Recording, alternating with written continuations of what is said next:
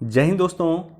कई सारे लोग मुझसे पूछ रहे हैं कि 67 बीपीएससी प्रीलिम्स क्वालिफाई करने के लिए अब क्या करें।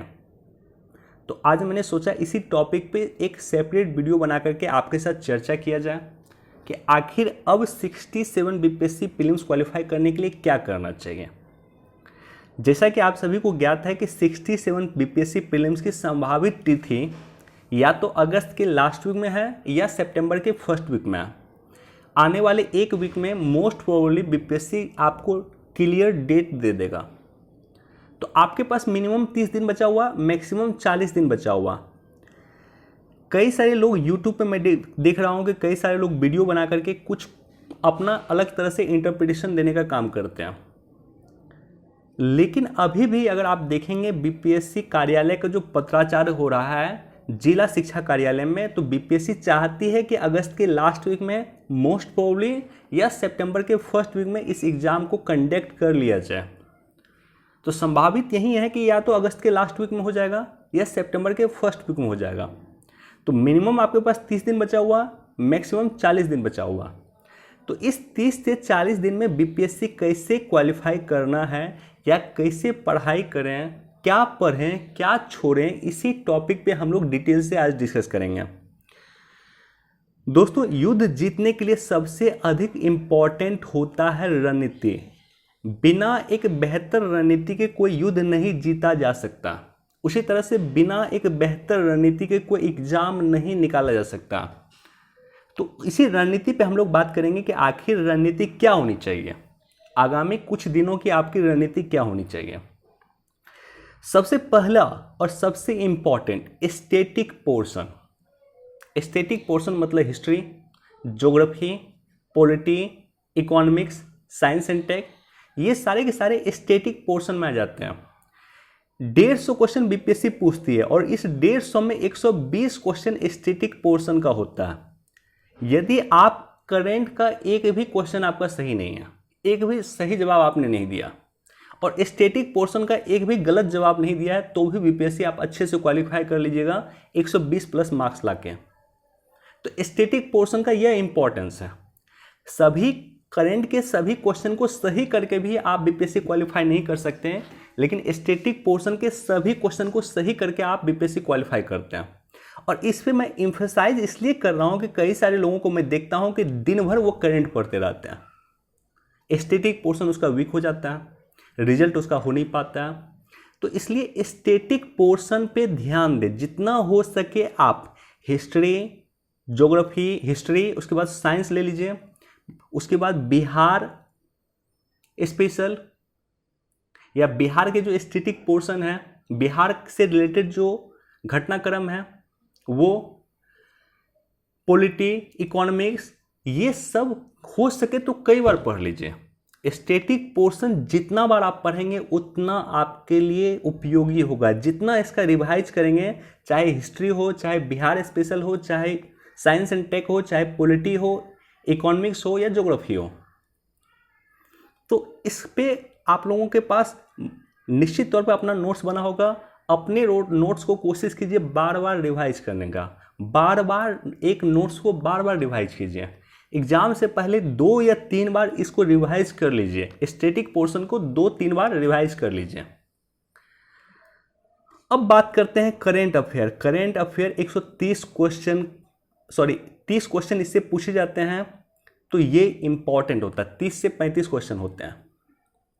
करंट अफेयर को आप इग्नोर नहीं कर सकते हैं, लेकिन सवाल ये उत्पन्न होता है कि करंट कहाँ से कहाँ तक पढ़ें। क्या 1.5 साल का करंट पढ़ें, 2 साल का करंट पढ़ें?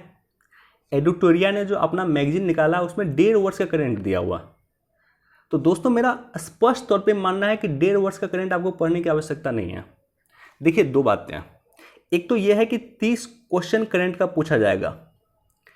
30 क्वेश्चन में मान लेते हैं कि 25 क्वेश्चन जो है और 5 क्वेश्चन मान लीजिए कि 2021 का पूछा जाता है। 25 क्वेश्चन ये निश्चित है कि इसी वर्ष का करंट होगा, 2022 का ही करंट होगा, यानी जनवरी से लेकर के जुलाई तक का करंट होगा। तो 30 क्वेश्चन में 25 क्वेश्चन जो जनवरी 2022 से लेकर के जुलाई 2022 तक होगा, ये आपको पता है।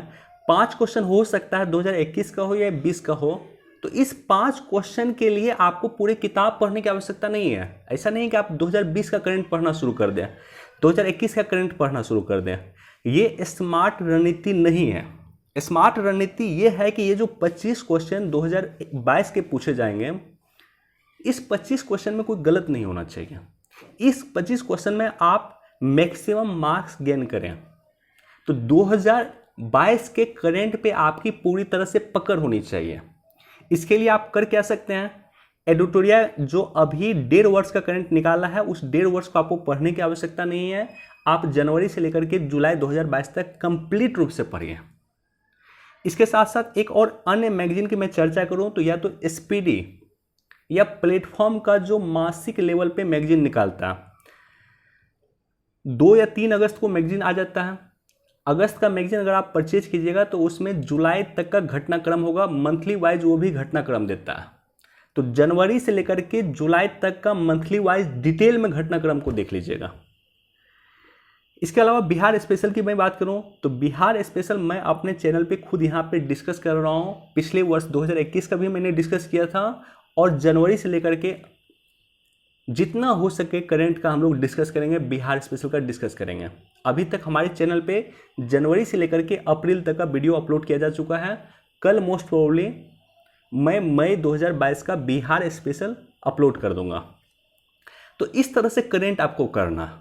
करंट में बहुत ज़्यादा इधर उधर घूमने की आवश्यकता नहीं है, बहुत ज़्यादा पढ़ने की आवश्यकता नहीं है। आवश्यकता इस बात की है कि इस वर्ष के करंट पे पूरा कमांड आपका होना चाहिए। वर्ष 2022 के करंट पे आपका पूरा कमांड होना चाहिए। मैं इसलिए कह रहा हूँ कि बीपीएससी का पेपर इधर सेट होने वाला है और बीपीएससी का पेपर अगर अभी सेट होगा तो वो पिछले वर्ष का करंट वो नहीं लेगा, इसी वर्ष के करंट लेगा। चलिए तीसरा पॉइंट पे हम लोग बात करते हैं previous year paper. Previous year paper काफ़ी इंपॉर्टेंट है। बीपीएससी का जितना भी आज तक एग्जाम हुआ है सभी के प्रीवियस ईयर पेपर को दिख जाइए, करंट छोड़ दीजिएगा, स्टैटिक पोर्शन हर एक के प्रीवियस ईयर पेपर दिख जाइए। आप प्रीवियस ईयर पेपर का घटना चक्र का किताब भी आता है या अन्य आपको बुक मिल जाएगा जहां पे बीपीएससी का प्रीवियस ईयर पेपर मिल जाएगा। साथ ही साथ प्रीवियस ईयर पेपर तो देखना ही चाहिए, लेकिन मैं आपको एक अन्य चीज़ें रिकमेंड करूंगा कि जितने भी पीसीएस का एग्जाम वर्ष 2022 में हुआ है सभी पीसीएस के पेपर को दिख जाइए।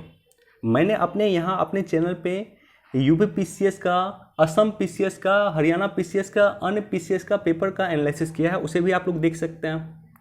तो जितना प्रीवियस ईयर पेपर हो बीपीएससी का सभी को देखना है और पिछले 1 वर्ष में जितने भी पीसीएस का एग्जाम हुआ है सभी पीसीएस के एग्जाम के क्वेश्चन पेपर को देखना है। कई बार उत्तर प्रदेश पीसीएस का क्वेश्चन बीपीएससी में डायरेक्टली पूछा गया, तो इग्नोर नहीं करना। उत्तर प्रदेश पीसीएस हो, मध्य प्रदेश पीसीएस हो, वेस्ट बंगाल हो, कोई भी पीसीएस हो, 1 वर्ष में जिस पीसीएस का एग्जाम हुआ है सभी पीसीएस के पेपर को देख जाना। तो इस तरह से आपको प्रीवियस ईयर पेपर भी देखना है और 1 वर्ष का जितना भी पीसीएस का एग्जाम हुआ है सभी पीसीएस के पेपर को देख जाना।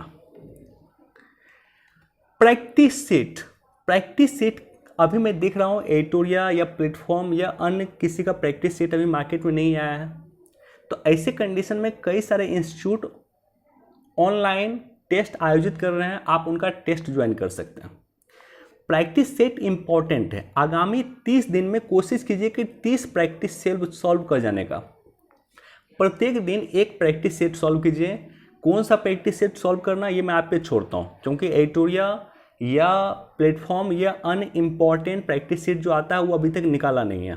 तो इसलिए आप खुद डिसाइड कीजिए कौन सा प्रैक्टिस सेट सॉल्व करना है, लेकिन एक प्रैक्टिस सेट डेली सॉल्व कीजिए। एक अन्य बातें मैं आपको कहना चाह रहा हूं जो बड़ा अनयूजुअल है, मैथ। अगर आपकी मैथ अच्छी है तो मैथ में कोशिश कीजिए कि 10 में 10 लाने का। मैथ आपको एक एज दे देगा, दूसरे एस्पायरेंट से आपको थोड़ा सा एज मिल जाएगा, यहाँ पे थोड़ी सी बढ़त आपको मिल जाएगी। और एक एक मार्क्स का बढ़त इंपॉर्टेंट होता है। मैं कई सारे ऐसे लोगों को जानता हूं जो 1 मार्क्स से बीपीएससी कई बार फेल किए हैं।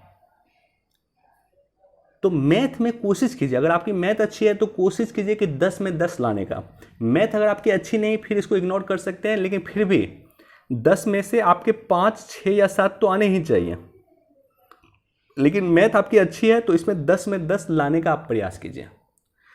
तो दोस्तों ये मेरी तरफ से स्ट्रेटजी थी। मुझे लगता है कि ये रणनीति अगर आप फॉलो करते हैं तो निश्चित तौर पे 67 बीपीएससी प्रीलिम्स क्वालिफाई आप करेंगे, इसमें कोई दो राय नहीं है।